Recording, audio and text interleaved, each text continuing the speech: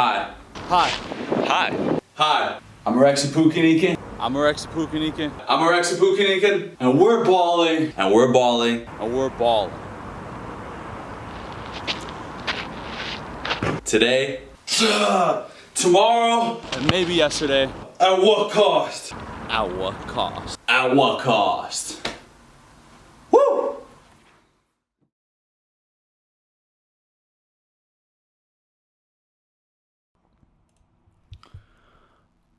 What's up, guys?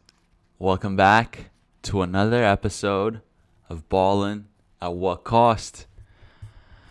I think the past week we've had quite a lot of ups and downs, you know, a lot of good ups, but a lot of bad downs, you know. And I'm not only talking about NFL downs. I'm talking about, you know, different sports. We're at a point where, you know, a lot is changing. You know, NFL, we're still riding the wave of the regular season. But for example, F1, the season is coming to an end.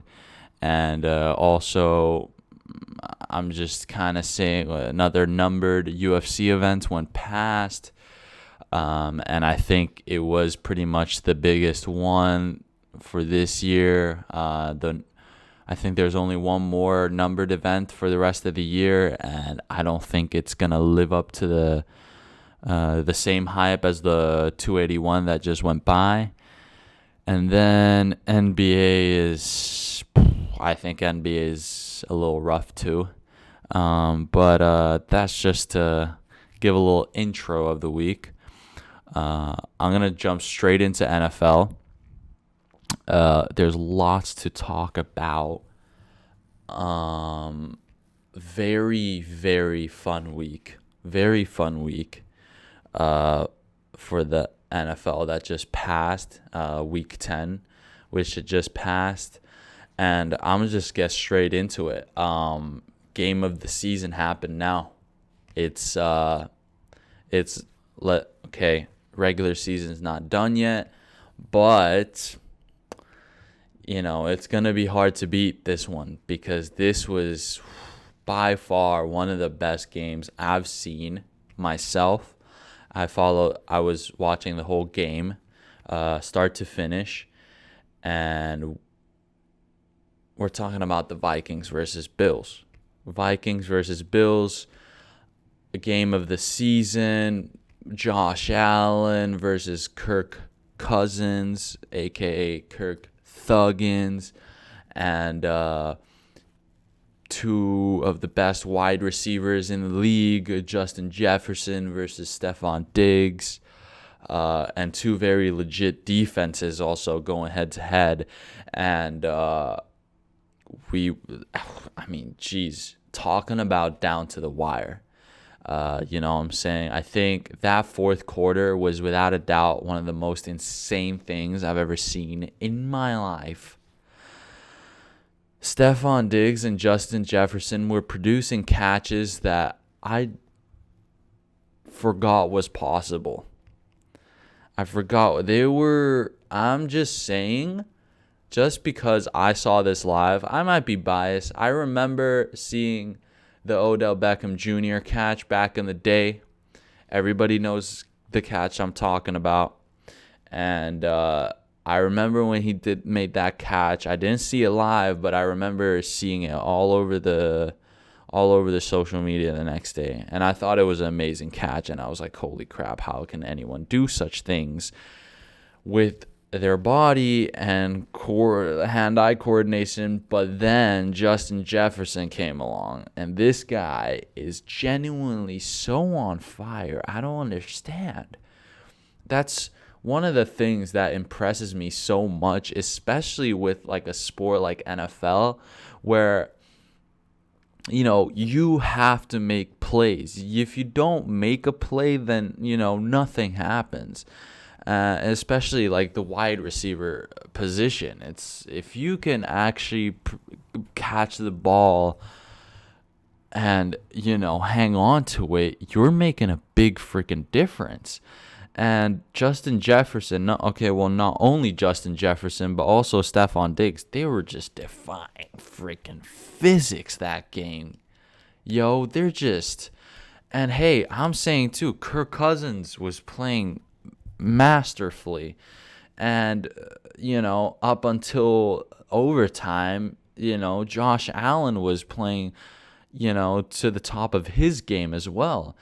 I think Kirk Cousins, I think he's slightly better. I'm not some specialist with quarterbacks, but I just think Kirk Cousins is a little bit better at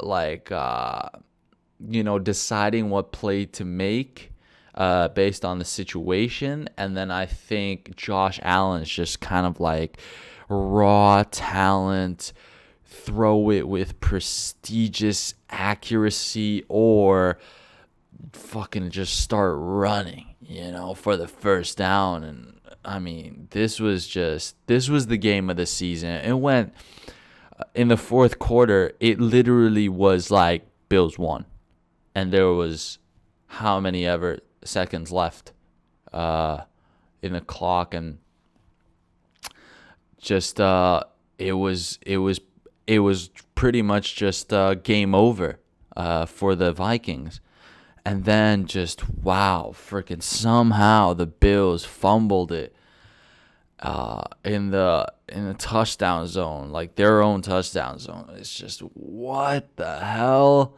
And then they go to OT, and then Vikings were able to score a field goal, and then we're just, and you're ready to freaking just see Josh Allen, make a freaking game-winning drive, and then wow, it just gets picked off when he flings it into the touchdown zone. So it was nuts.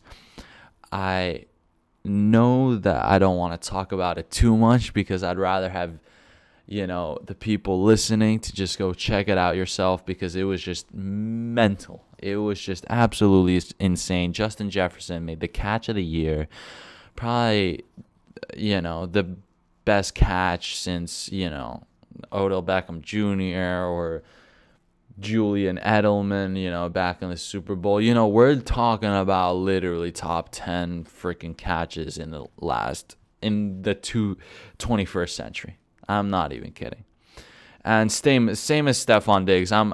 Justin Jefferson had the one highlight over Stephon Diggs, but Stephon Diggs had highlights the whole game too. He had a one-handed catch too. It was just craziness. So, wow, that game alone kind of made week 10 of the NFL just absolutely beautiful. And yeah, just fucking. Vikings are lit right now. They're 8-1. They're just, they kind of look like they can't be stopped right now. I'm gonna get into it, but I just don't think they can be messed around with anymore at all. So, yeah, that was Vikings versus Bills, and just applaud to everyone who played, because that was just pure awesome entertainment. Next up, we have big breaking news as well. Eagles have officially lost for the first time this season. And the person, not the team, the person who single-handedly absolutely ran through and manhandled the then defeatless, unbeaten Eagles. We're talking about Taylor Heineke. T. Heineke. And you guys know how fucking much I like this guy. And I'm just saying, it means something. Every freaking team that Eagles played against, they had a chance to upset. They could have pulled something off, But Eagles always took the win. But who's the one motherfucker who you can't get through? I'm talking about Taylor Heineke and the Commanders. God damn. Taylor Heineke is that man. Okay. I'm capping a little bit. I'm getting a little too excited. Okay, Terry McLaurin had a game for himself. Eagles weren't on top of their game, okay? They weren't playing as well as they could have been. I'm not going to be capping, but for entertainment's sake, I mean, Jesus. Yeah, and like, Taylor Heineke, it's not like his numbers, his stats weren't, like, nuts either. But, like, come on. Who's the quarterback that gave Eagles their first L? We're talking about Taylor Heineke. This guy's an animal. He's starting this week again. Well-deserved. He's way freaking better than Carson Wentz. I've said this since the beginning. Get Carson Wentz out of there. Taylor Heineke starting quarterback for the rest of the season. That sounds good to me. I think sounds good for the coaches, for the staff members. I think it sounds good because, hey man, this guy gave you a win over the freaking Eagles. Not just anyone, over the Eagles. All right. So, good luck for the rest of the season, Taylor Heineke. I believe in you. I might fucking have to drop someone in my fantasy team just to pick you, dude. I don't know. I'm freaking riding that wave. I might just get your jersey for Christmas, homie. I might just get your Christmas. I might get Christmas. You might get your jersey for Christmas, all right? So, hey, man, we lit. I know this. I know sticking to something and all that, it's going to pay out at the end of the day. And, you know, I stuck to my word about my admiration for Taylor Heineke, and look what he did now. So, you know, just down all the haters, you know. So that was the second major headline of this week. Next up, we have a little situation with the Colts. At the start of the season, when I talked about the Colts, I always disrespected the Colts. I don't like the Colts. I still don't know if I like the Colts, honestly. But the week that went by, I definitely have a little bit more respect for Colts. I'm not going to start picking Colts over the teams that they're playing against. I'm sorry. I don't have that kind of confidence. But the week that just went by, the Colts managed to take a win over the Raiders despite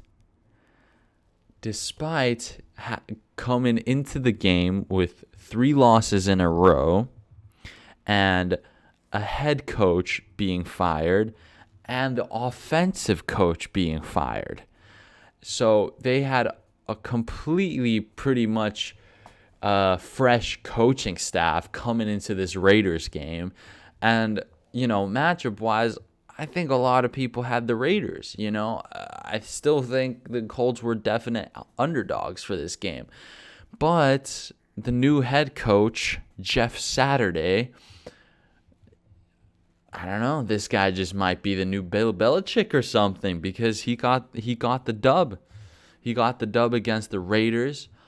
And it's funny because Jeff Saturday, he actually tweeted a while back, you know, that, well, the Raiders don't look so good right now.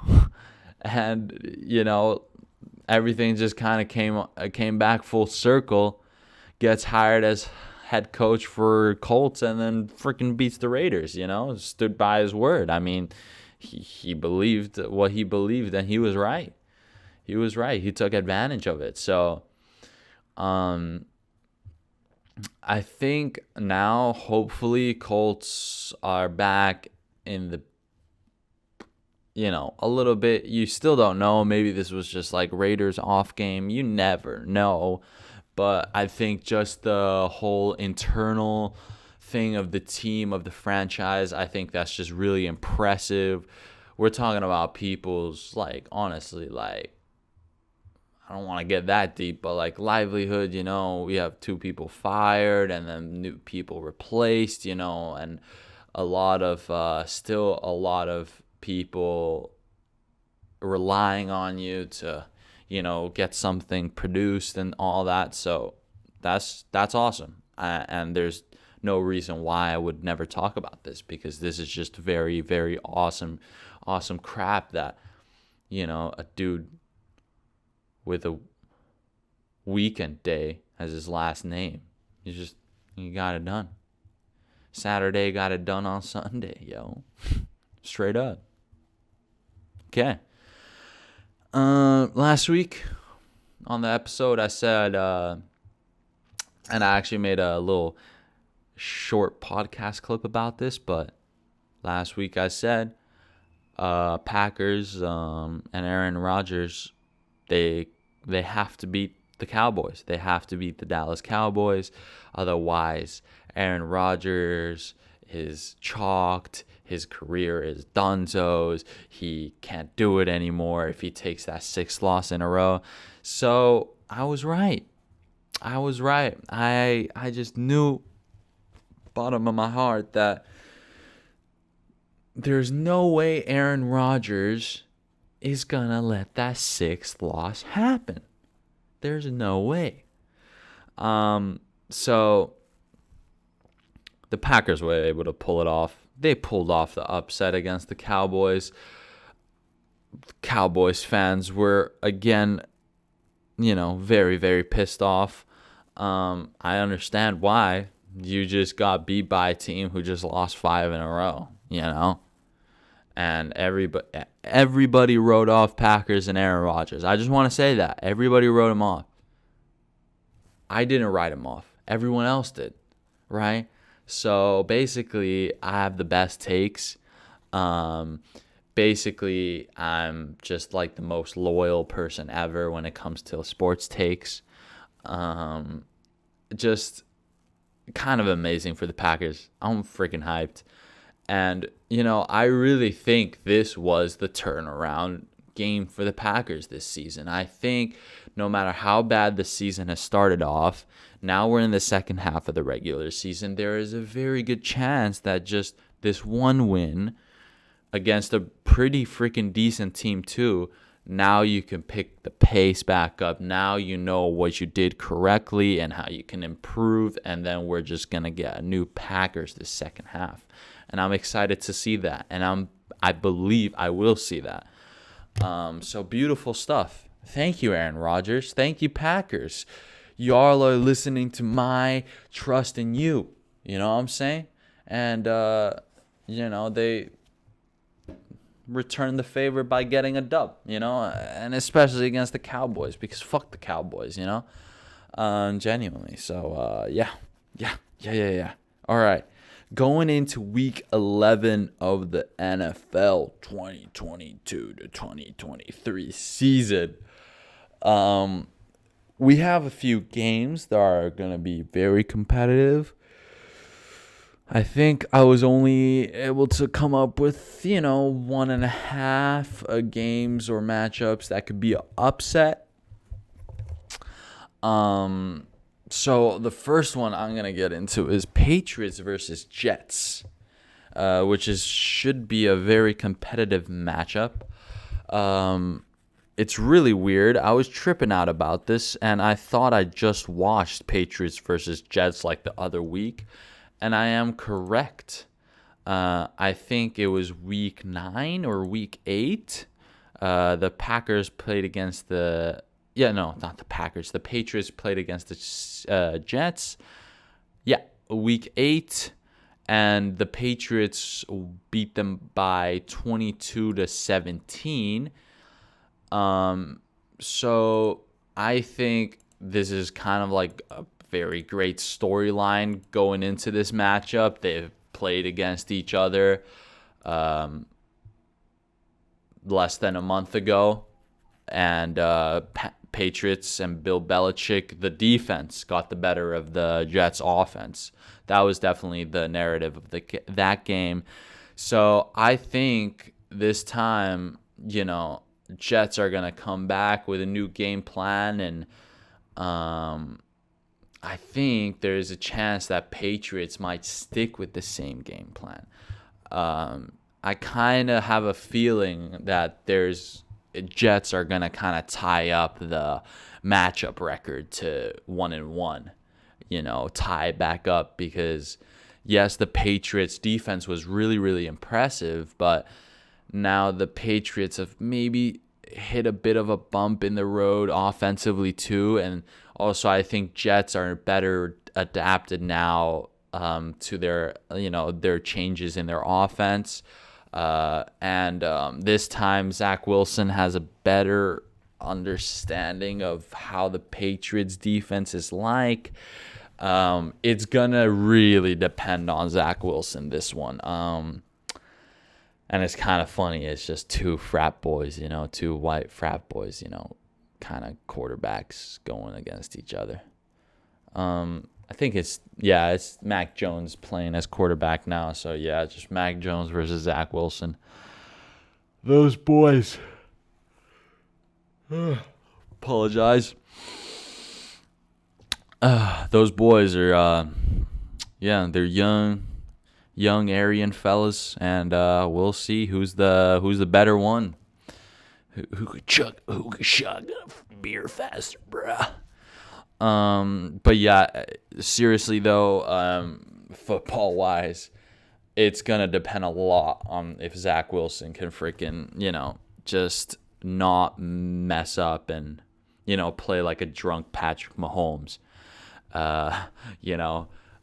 Because I genuinely think he has quite a lot of talent, but he just plays like he's drunk Mahomes. Like, he just kind of sometimes, every now and then, he just has a play where you're like, fuck it, I'm going to just throw it. And, playing against defenses like Patriots, they're gonna catch you, and they're going to intercept you. So, yeah, let's see what happens, but I'd say the Jets will be better adapted to this matchup this time, and they'll be able to pull the win, because it wasn't like the Patriots dominated the Jets last time. So we'll see how that turns out. Zach Wilson versus Mac Jones, battle of the frat boys. The next one is upset, and this is a hot take, and this is just purely based on the fact that one player has come out of injured reserve, and that's Bengals versus Steelers. AFC North matchup that I think Steelers can pull off the upset. Steelers, with the help of TJ Watt coming back healthy last week, they were able to beat... let me just pull it out here. I forget who Steelers played. It was kind of like one of those, like, who knows who wins kind of games. I know that for sure. Steelers. Where are you? Steelers. Yes, they played the Saints. Saints aren't that good right now at all. They're struggling a lot, especially offensively. But just to see that they only allowed Saints to score 10 points, with the help of TJ Watt being back. I think where we're going to struggle is like the offense of the Steelers. Even though the Bengals might not have the best defense in the league, we know that the Steelers, the Steelers defense and TJ Watt can definitely mess with Joey Burrow's offense, because we all know that the Bengals are really, really struggling to protect Joey Burrow. I just don't really know, or I don't think I've seen quite enough yet to convince me that problem's completely gone. So, yeah, I'm just going to say the upset is going to happen from the Steelers. I think they make a couple more improvements from playing the Saints, and they improve their offense. They improve a couple of plays that they can make, and then they let T.J. Watt and the defense go absolutely crazy on Joe Burrow's offense. I think the Steelers can upset very well, very possible, and I like the Bengals more than the Steelers, so this is not like a pick that I necessarily is based on, feelings, not like my Seahawks or my Broncos takes. But yes, I think the Steelers have a good chance to mess with Joey Burrow Sunday. All right, next matchup, and this is going to be a competitive matchup, in my opinion. Very, very similar records at the moment for the Cardinals and the 49ers. A little NFC West matchup that we're going to get this Sunday. And I think I don't they're so even, in my opinion. I know the 49ers have picked up a lot of pace right now, especially with Christian McCaffrey. They've adapted well to building an offense using Christian McCaffrey as a very effective tool for their offense. But I think the Cardinals are, they're just kind of at that point where they have to make very erratic improvements. And I think this might be a game where Cardinals kind of put it out on the line. They're kind of just like, okay, we got to take this one against one of the teams in our division, or else our season is done. I really think it's one of those desperate wins that they kind of have to get out. Never mind, it's not this weekend. It's actually next Monday Night Football, or next week for Monday Night Football. But yeah, like 49ers and 5-4, and then Cardinals are 4-6. So I think, like, if we're just looking at the records, they're very even. And I think, look, I'm going to pick the Cardinals. I'm going to pick the Cardinals to win this one. And I wouldn't consider it an upset because they're so even, kind of, it's not really, it's just a competitive matchup. But it would be an upset if Cardinals beat the 49ers, because Warzone 2 just dropped yesterday. And we all know how Kyler Murray, he likes to get on the sticks, you know what I'm saying? He likes to have a positive KD, poop on a couple of kids, get a couple of headshots, bada bing, bada boom, get a victory. So it's kind of sketchy. We're in sketchy waters, right? But this just proves that maybe it is an upset. The fact that Warzone 2 is out, Kyler Murray's like, no, I gotta resist dropping a freaking 3.0 KD on these kids. I gotta study my offensive plan against the 49ers defense this time. So hopefully Kyler Murray stays away from the sticks just for a little bit, and then gets the win over the 49ers, because I think it's very possible. We're just all waiting for Kyler Murray and DeAndre Hopkins to just hit that perfect, like, quarterback to wide receiver connection, the one that Josh Allen and Stephon Diggs has, or Justin Jefferson and Kirk Cousins has, or Tua Tagovailoa and Tyreek Hill and Jalen Waddle. I mean, I think it will eventually come. It's a little bit slow because DeAndre Hopkins was out, and then they missed a few pieces and all that. So we're okay though. I think Cardinals will take the dub against the 49ers, But either way, I'm going to be tuning in for that matchup because it's a nice little competitive NFC West matchup to watch. Next up, Chargers versus Chiefs. This is competitive, and this could be an upset. First of all, we have an AFC West matchup. Kind of weird how the 3 out of 4 games or matchups that I've mentioned for Week 11, 3 of them are all between the same division. I think those ones are just much more interesting because it has to do a lot more with the playoffs and the playoff pictures and who gets in the playoffs, who gets wild card weekend, all that. Chargers versus Chiefs. We're talking about Justin Herbert versus Patrick Mahomes. We're talking about 2 very, very talented young quarterbacks.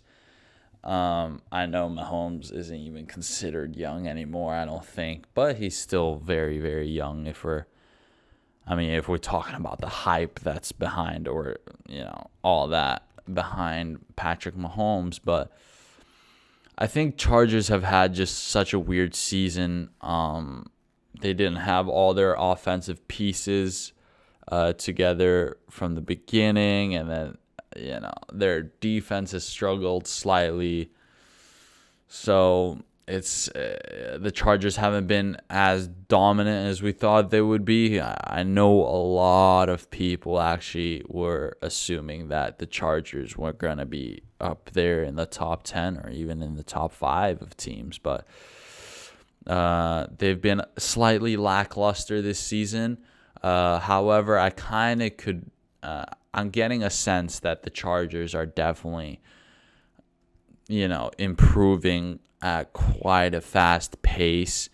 So I genuinely think that Chargers versus Chiefs could be much, much more competitive than anybody thinks.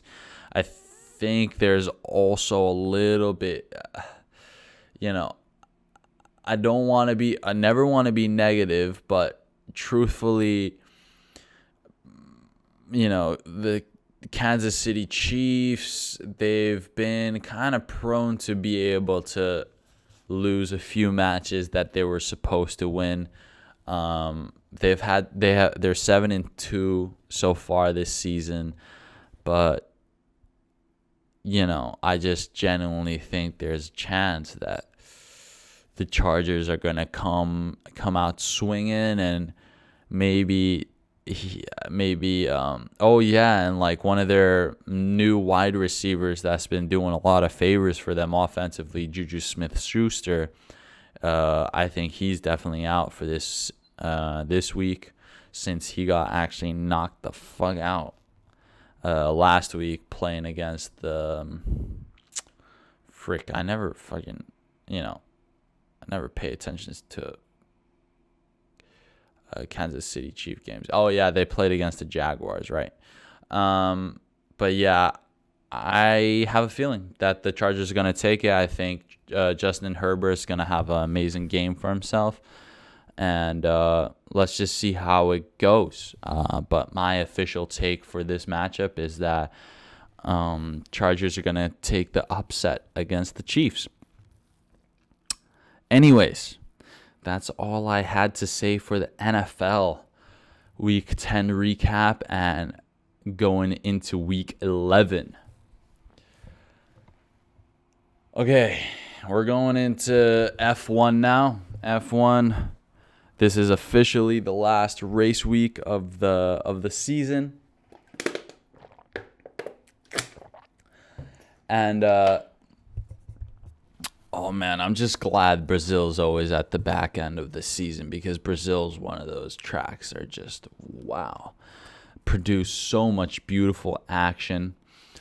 I think after Sunday, it was one of the best races of the season. I was very, very entertained.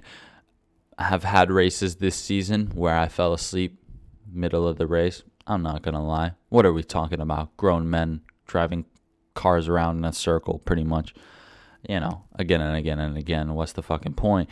But it's races like the one that just passed where you understand why you stay up for those races and stay tuned every single lap that there is. So just to get into just to get into how hectic it was, that whole Brazil Grand Prix weekend. On Friday, we had qualifying because Saturday was actually a sprint race. And Friday qualifying, there was rain the whole time, kind of on and off. And it got to a point where it was dry enough to put on the slick, soft tires. And everyone was just rushing to do a lap before the rain came down, and then everyone would have to switch to wet tires, and then wets are never going to be as fast as the soft tire. So it was kind of like who kind of just in a hectic short amount of time was able to just kind of squeeze out a best lap. And to everyone's surprise, Kevin Magnussen from Haas gets a pole on Friday for the sprint race. Does a better lap than any of the Mercedes drivers, Red Bull drivers, or Ferrari drivers. Kevin Magnussen, the Dane, just went absolutely freaking crazy and got the pole, and everybody was super, super happy to see that because it truly is one of those crazy, just very good performances, just amazing performances. Kevin Magnussen was truly just able to put together a perfect lap. And it was also crazy because Mercedes were faster than Red Bull throughout the whole weekend. Going into Saturday, the sprint race, it was really clean. There was not much action for the sprint race. I mean, there's no way Kevin Magnussen could have kept up the pace. He did a wonderful one lap, but then he fell down the grid positions. And I think it's a little bit scary how Mercedes have made this huge comeback throughout the season, and it looks very, very promising, and it excites me once again because I really like it when there's three constructors battling each other in the top field than two. Where we've only had Mercedes and Red Bull battle each other. We can finally get a little bit more like any six different drivers can win a race or get a pole, So that was really cool to see. Going into Sunday, I'm going to shoot through some things that just happened.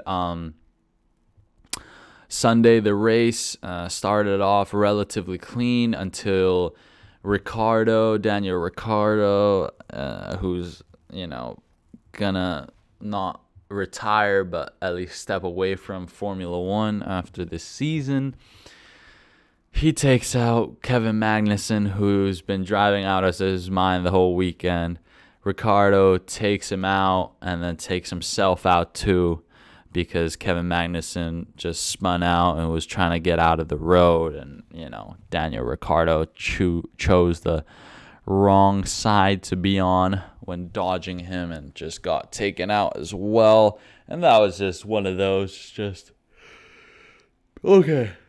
I don't know why I'm yawning so much. I've been doing a lot physically. Sorry. I just think Ricciardo might have to take a break, but I'm not dissing Daniel Ricciardo, but I just don't even know if him wanting to come back to Formula One is the best thing. I don't think Ricardo has to necessarily prove anything anymore. I mean, I think it's pretty clear to say that his level is much lower than what there is there now, and I don't think it has much to do with the car or the team. I know there's been some articles about Ricardo having issues with, the braking or just the handling of the car the whole season, but it's just like, okay, but Lando Norris has the same car. And I just checked the stat out myself. I did a little calculating, but Daniel Ricciardo has only scored 35% of the team's points this season, and Lando Norris has scored the rest. And I just have the strong opinion that Daniel Ricciardo can literally have a crazy big and better career outside of racing because he is that entertaining. He is that good of a personality that there's no freaking problem at all for him. But let's just see how it goes. It was just a bit of a shame, because now he's freaking taken, Mexico, he took out Yuki, and then now he took out Magnussen. It's kind of just like he's lost his touch. I don't think he wants to do things like this. I know they're just, they're all racing. It's so fast. Everything's happening. A small little wrong movement and a lot of things can go wrong. I'm not blaming Daniel Ricciardo per se, but it's just a little bit different nowadays. Back to compared to back to when he was in Red Bull. What else we have Sunday? Okay, Lando Norris takes out Charles Leclerc. They were going wheel to wheel, kind of one of those racing incidents. No one would budge. Lando accidentally taps the back end of Leclerc. Leclerc ends up in the wall, but to everyone's surprise, Leclerc had to pit and get a new front wing, I think it was, and change the wheels, and he was back out, and his car wasn't losing that much pace from the shunt. But Lando Norris, after the contact, his steering was off for the rest of the race until one lap the steering, I guess, gave out, or no, actually I think it might have been his power gave out, which probably was related to why his steering was feeling weird. And actually Lando Norris ends up DNFing, had Leclerc, with the help of safety cars and virtual safety cars, was able to make a comeback to P4. So that was actually a really amazing race for Leclerc.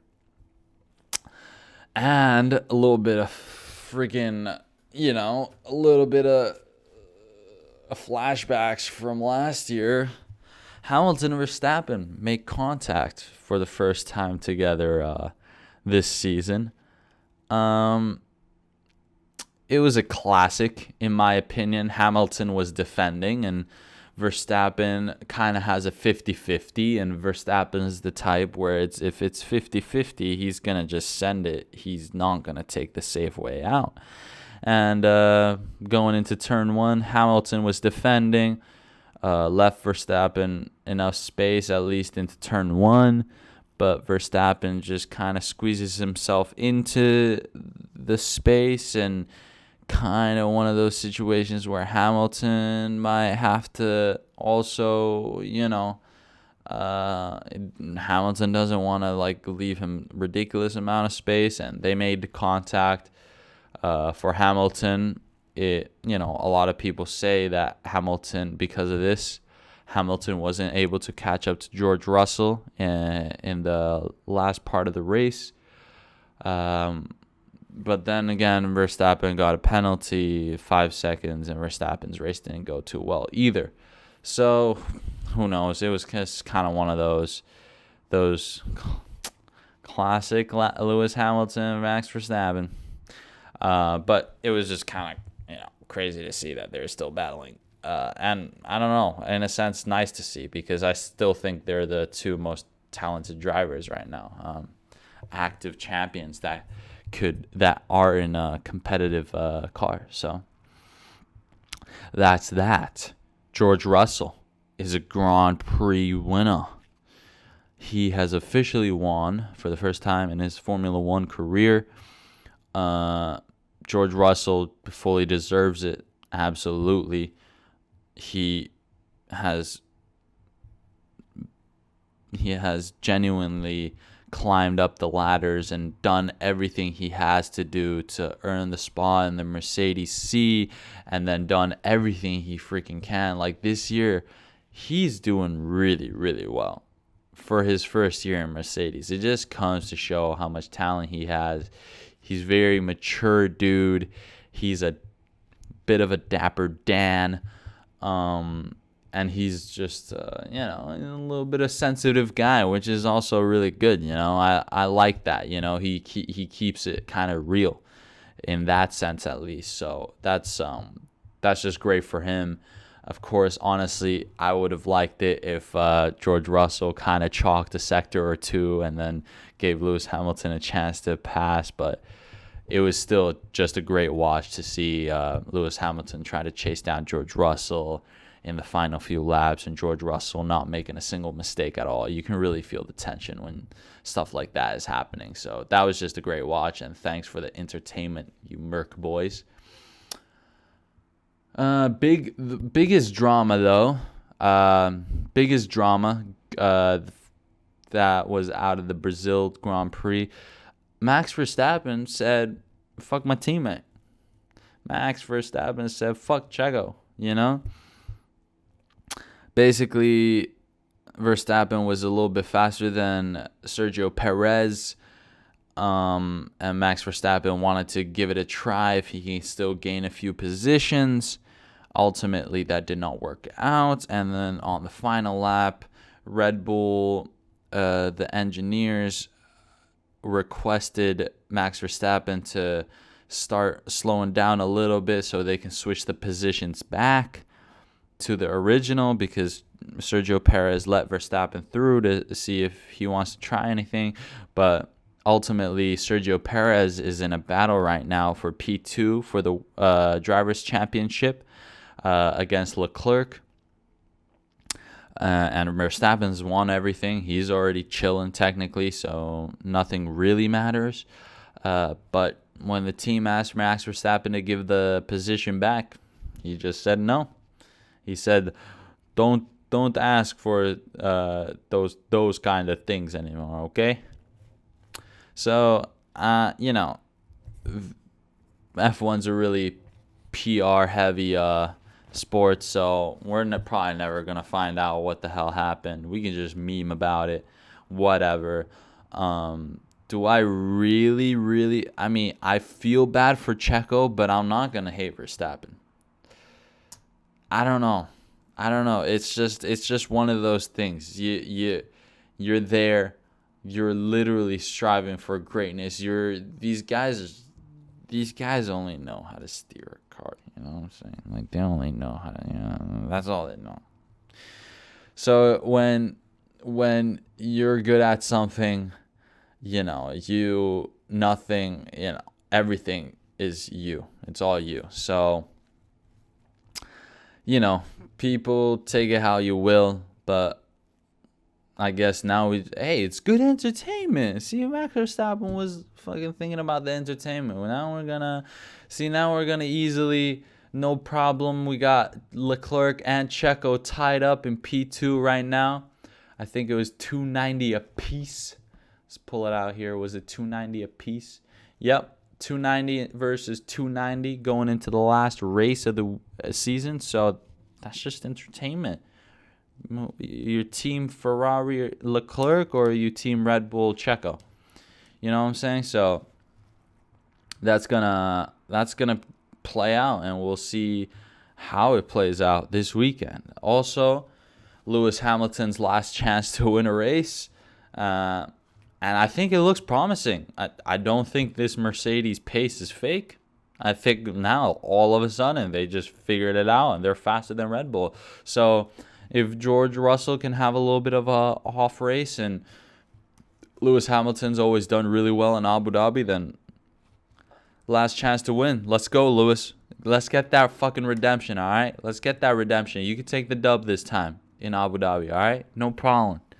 And then he's going to keep his record for winning a race every single season that he's raced, which is, I think, one of the more impressive records ever.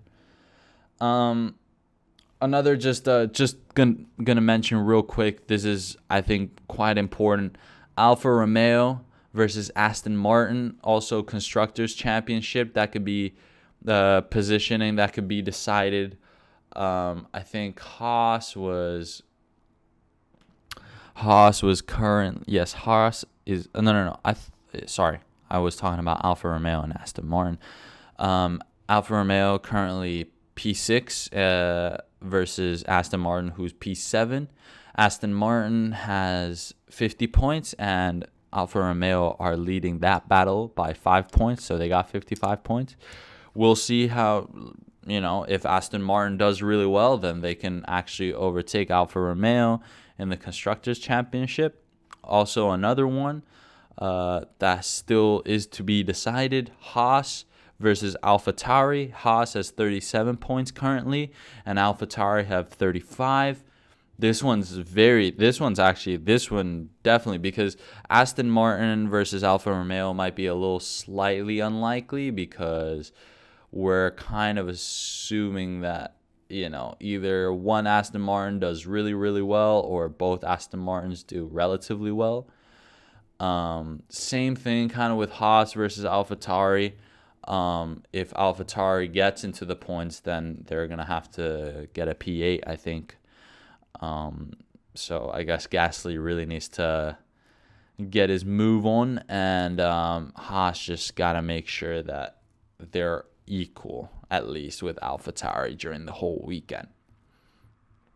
And this just came out of the bag today. I have to mention it real quick. Haas decided to make a couple roster moves. They couldn't come to an agreement with Mick Schumacher. So Mick Schumacher is going to be out for next season, out of a seat. There is no doubt in my mind that Mick Schumacher is going to be back. He's a new young blood talent, and the name itself means talent, means money, means a lot of things. So he's going to be back. No worries. He gets replaced by another German, Nico Hülkenberg. And the super sub is back. And it's kind of interesting. The Suck My Balls Mate duo is officially driving together.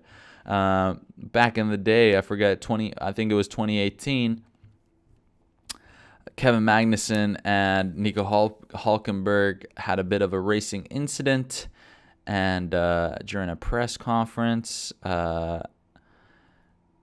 Hülkenberg goes past Kevin Magnussen and then kind of does like a pity, not a pity, but like a backhanded compliment, right? Or pretty much just insulted him. It was just like, yeah, once again, one of the most unsportsmanlike drivers or something. And Kevin Magnussen hits him with the, "You can suck my balls, mate." So I'm excited for these two European white boys to get together and fuck some shit up in American car. I'm excited. So let's hope for a great race in Abu Dhabi this weekend, and just congratulations once again to Sebastian Vettel for the awesome career that he's had. Just absolutely crazy, that guy, and I think I'm gonna talk a little bit more about him next week, just because I'll still give a little bit of a season recap and thank Vettel for him. But just before the weekend starts, just thank you, Sebastian Vettel, for the amazing career, and you are a legend. You are a legend. Okay, going into UFC 281 recap. I loved this event. I'll say that. I love this event. It was a great event. I woke up, I think I woke up the fight before Molly the Meatball. But I was a bit half asleep, you know what I'm saying? I watched this middleweight fight between a US guy and a Brazilian guy, which was a bit boring because they just went to decision. And then I started watching from Molly McCann. Unfortunately, my take from last week, it was a bit wrong.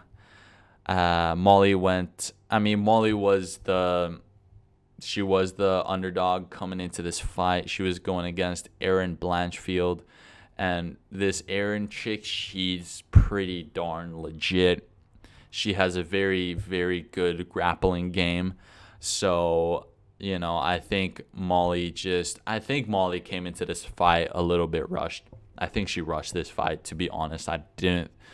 It's amazing that she took I know she wanted to take the Madison Square Garden fight, but yeah, it's just I think the matchup was just not good for her, and Erin Blanchfield was able to submit her in round 1. So pretty dominant performance by Erin, and head up. Keep your head up, Molly. No problem. Next one was a light heavyweight bout between Dominic Reyes and Ryan Spann. And Dominic Reyes, who once fought John Jones, once was a very top 5, light heavyweight. Now he's suffered 4 losses in a row, and the loss he took now was bad. He got sent into the shadow realm. You know what I'm saying? He was, it was lights out for him. So we'll see how that goes. The last fight of the prelims was a matchup between Brad Riddell and Renato Moicano, and this was a fast fight. First round, Renato Moicano, who's a Brazilian, was able to submit the New Zealand native. Yes. And he had one of the best octagon interviews ever. In UFC, octagon interviews are very, very important. You need to say the right thing. And if you say the right thing, a lot can change. And this Renato Moicano guy said exactly the right things. Please check out the whole video if you have the time. But this guy was basic, because it's already rare that a Brazilian fighter actually speaks English. That's one of the big issues with Brazilian champions is they're as skillful as they are, they can never really promote a fight like an American can, or an English speaker can, because most of the audience are English speakers, So, but Moicano, he has pretty decent English, very decent English. What am I talking about? And he was getting hyped, and he was hyping up the crowd. And then he said, one of my favorite lines was, "I was in Brazil drinking beer and eating steaks when I got the call," and then he says, to end it all, "Moicano wants money. Moicano wants money." That's just, you hear that, how can you not get hyped? I was laughing my ass off when I was seeing this. And just, there you go. Now I'm a new fan, and I'm going to be following Moicano's fights much closer for the rest of the time. Dan Hooker, I told you guys Dan Hooker's going to get the win. No doubt about it. He gets the win. And he ended up fighting a guy who does not know how to stand up in the octagon. He went down on his knees faster than a white freshman girl, towards like a freaking varsity basketball, centers.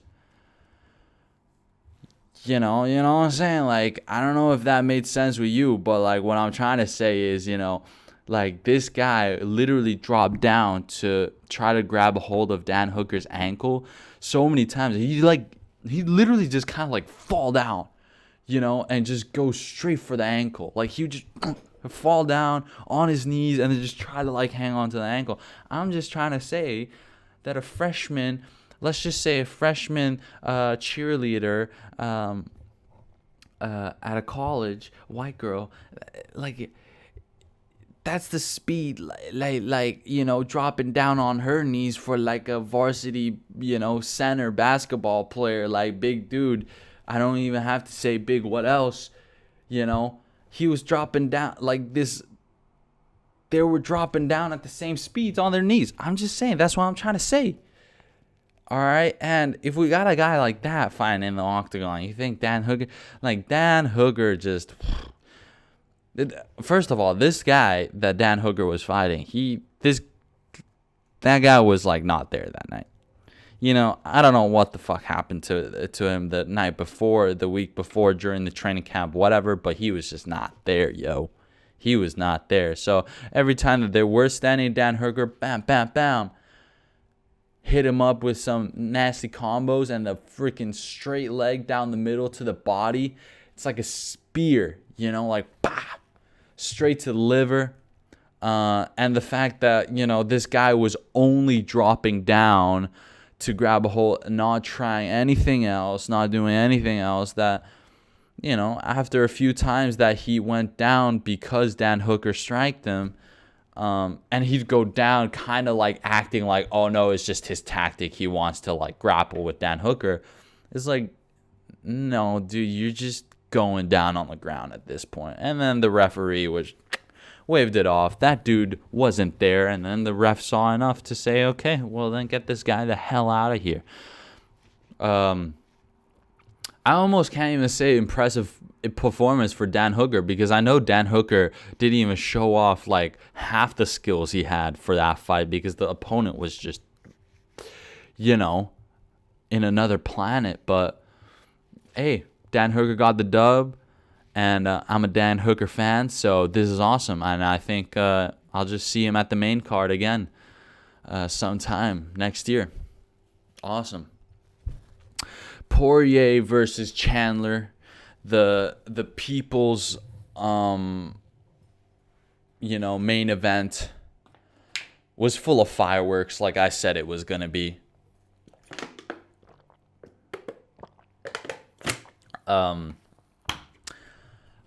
I think every time... Okay, so let's just get down to how it panned out. So first round, both boys are swinging. Chandler rocks Poirier to begin with, and then Poirier rocks Chandler.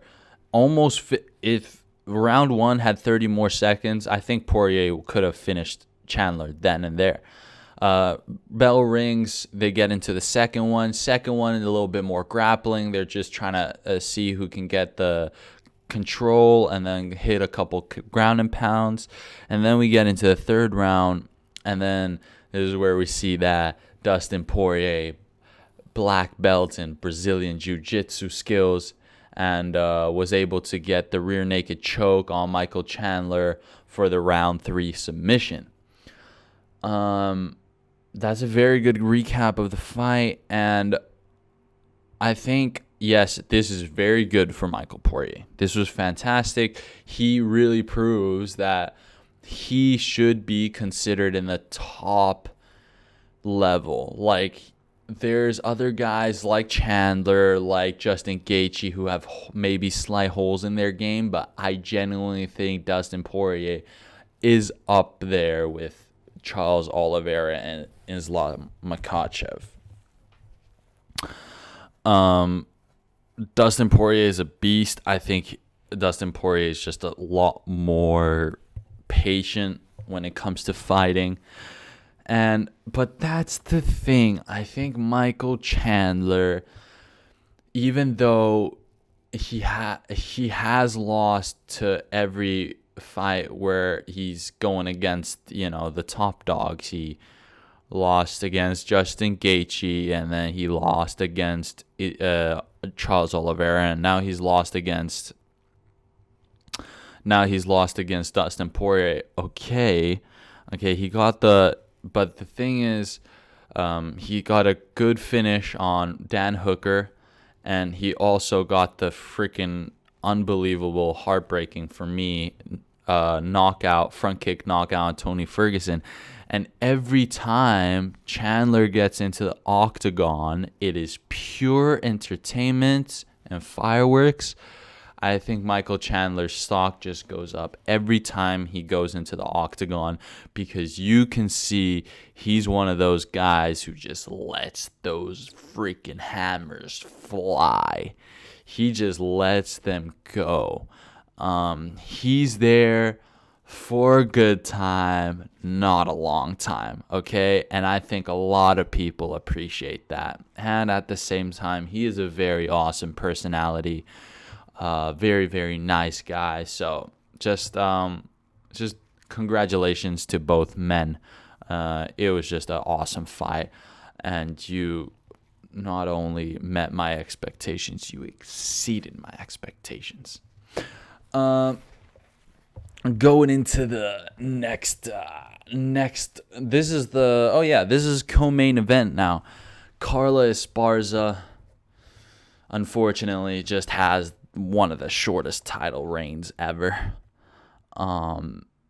Esparza won earlier this year against Rose Namajunas for the belt. That's when she was able to become a champion again. Just so y'all don't know, Carla Esparza was actually the first champion of the women's strawweight division. So she's kind of an OG. But yeah, in May, she beat Rose, and now November goes against Zhang Weili, and I already kind of explained about this matchup. This matchup was not the best for her, fighter-wise, and it was completely correct. Zhang Weili came back with a vengeance after losing to Rose twice and missing out on the belt. And now that she was matched up against a different champion, she came back and freaking dominated and took that belt back. She got the submission in, round 2. So I guess, my take was correct. I say within 3 rounds. And it was within 3 rounds, so I'm the shit, basically. But gold is back in China. China has a champion again. Makes me happy. I'm actually repping some Chinese letters right here. But yeah, and I genuinely think now we're gonna have a champion who stays there for a while. Because if I look at the rankings, I don't know if there's anyone that could, unless if Rose is somehow just that person who just, somehow always has an edge over Zhang Weili, which I don't think so. I think Zhang Weili is only improving. Zhang Weili is, I think, a lot younger than Rose and Carla. So I think for now, in the women's strawweight division, Zhang Weili is going to be the champion for a while, which I am enjoying a lot. That's a thought that I can sleep very peacefully with. Anyways, going into the main event, this was a heartbreaker for me. This was Israel Adesanya got defeated the only way he could have been defeated. And this is what I was not expecting. I thought if Alex Pereira wins, Alex Pereira just empties his tank round 1, round 2, tries to knock Israel Adesanya out with the left hook, and then it's done.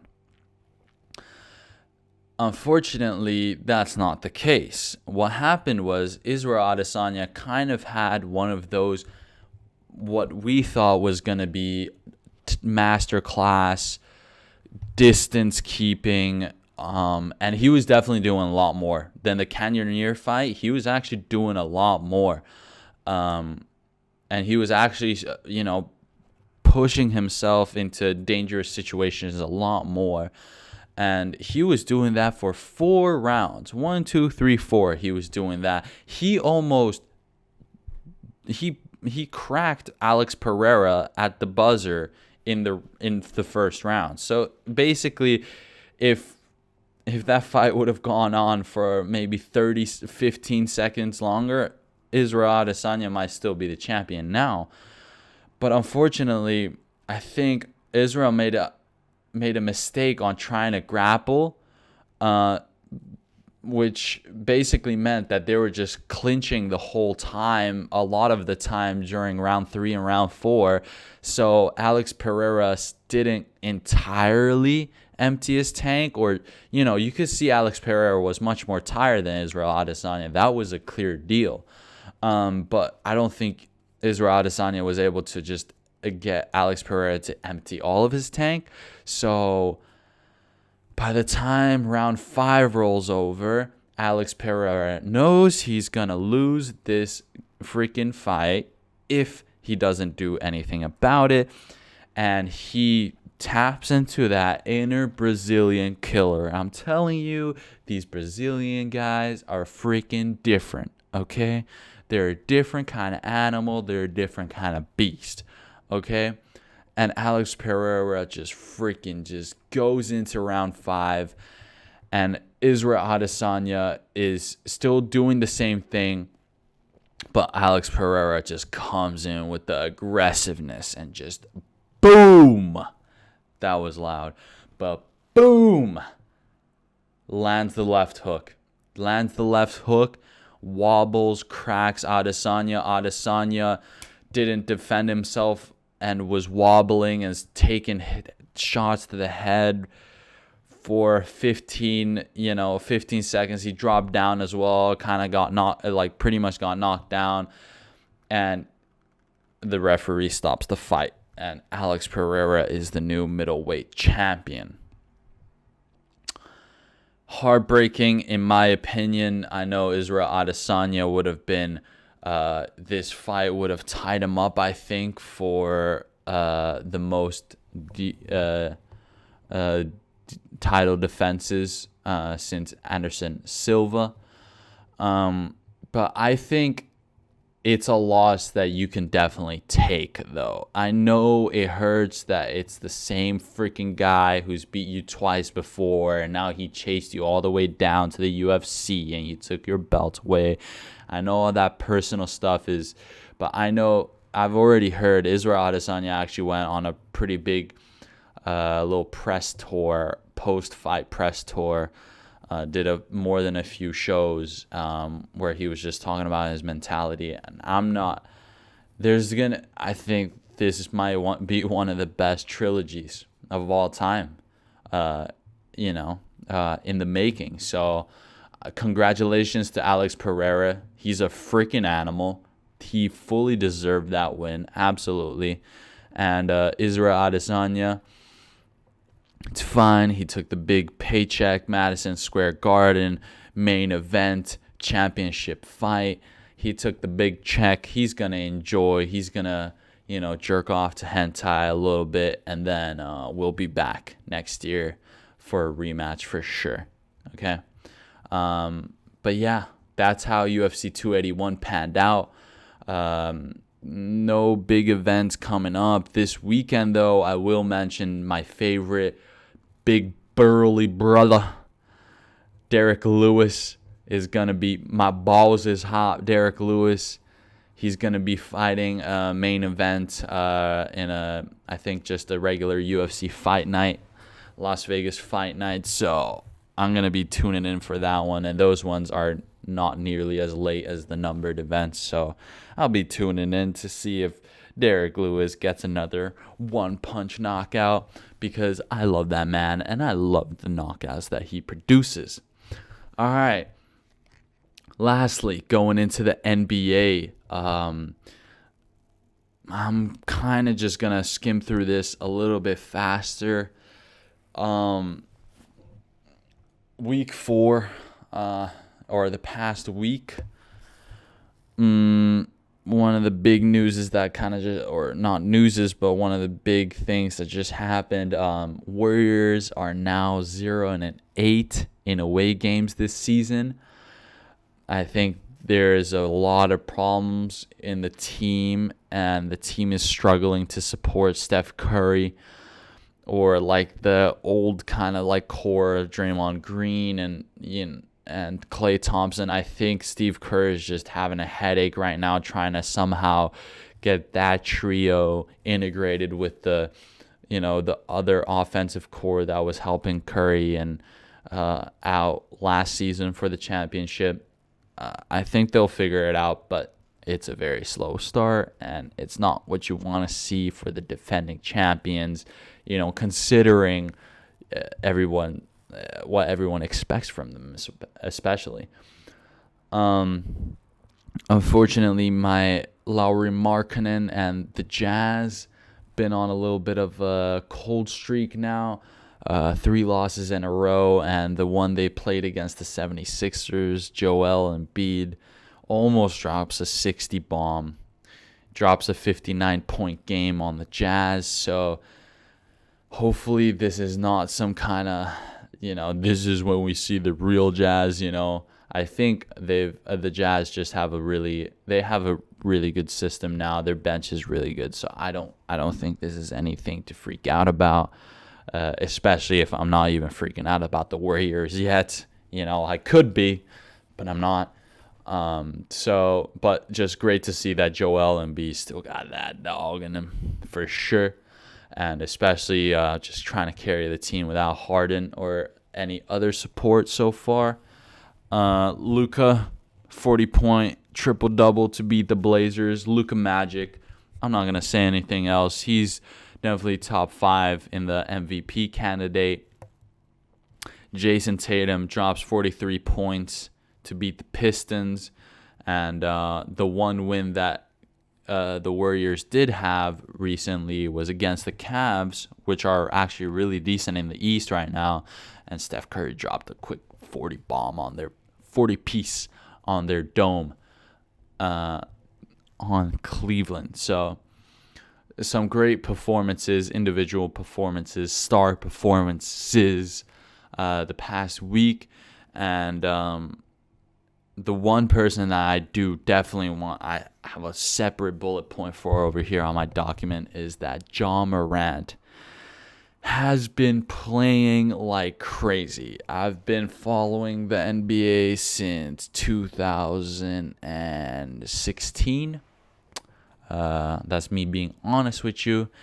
And I haven't seen anything like this since Luka started. I think this guy's doing some crazy, unexplainable stuff that I've only seen from Luka. Maybe something like Donovan Mitchell. And we're talking about physically, because Luka he's called Luka Magic because he just makes these impossible shots. Ja Morant, he makes these crazy plays. It's just like, who thinks of that? Who has even the balls of trying and nevertheless executing them? Ja Morant last night played against someone that I can't remember right now. But he had 2 highlights. One highlight where he has his back turned to the inbounder, and then he's kind of like looking at an open opponent, and right when the inbounder throws the ball, from the sideline to try to make a pass, Ja Morant just instinctively jumps into the air 180 and then catches the ball and gets a steal. yo, what the fuck? This guy has real life spider senses. How does that make sense? And then he pulls off a fucking dunk, starting off on the right hand, midair, switches to left hand, dunks it down. I mean, this guy's doing crazy stuff. It's kind of insane. I think we're literally seeing one of the greats right in front of our eyes right now. This is what I can imagine people felt like when they saw Michael Jordan play for the first time, you know? It is blowing my mind. And John Morant, like Luka, they're both in the MVP conversation because they're doing some crazy stuff in the West right now that are unexplainable. Okay? And just a little bit of a recap of what the situation right now in the NBA is. Celtics are currently number 1 in the East after they've gone on a big 8-game win streak, and the Bucks have lost like a game or two now, and they've dropped down to number 2. And then in the West, the Trailblazers, they've been winning a lot more than the other guys have been losing. Like I said, Jazz have been now on a 3 losing streak, and Denver Nuggets have taken a couple losses too, and so have the Suns. So I think generally the East is a little bit stronger this year, or at least if we're talking about Celtics, or if we're talking about the top 6, of each division or conference. I like how it's shaping out, and especially when you have like strong teams that are struggling right now, you can, it's very expected to see maybe they can turn it around. And then you're also anticipating if these teams that are doing surprisingly well, if it's just a fluke or if they're going to keep on staying on the same trend of winning. Anyways, that's the sports world the past week. Not a crazy weekend up ahead, but I mean, there's Thanksgiving. I got invited to a Thanksgiving dinner next week with all my NFL boys, which is going to be awesome. And it's Thursday, so we're going to watch some Thursday night football, which is just beautiful.